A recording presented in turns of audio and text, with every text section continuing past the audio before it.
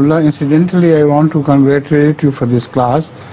Every other day I receive letters from Arabs, Iraqis, etc., who let me know that they have become Ahmadis purely because of listening to Liqaa Ma-al Arab. And I congratulate you for this translation as well. And they had never read any book of Ahmadiyyah before, but the way I explained Jamaat's attitude and Jamaat's beliefs, etc. After listening, they knew it was truth, and they write to me that they must be counted among Pakka Ahmadis.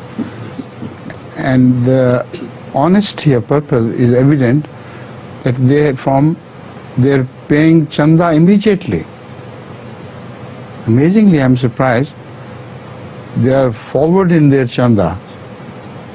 Just for fraud, they wouldn't do it, you know. How can they part with their well-earned money? So this shows their sincerity of purpose. Alhamdulillah.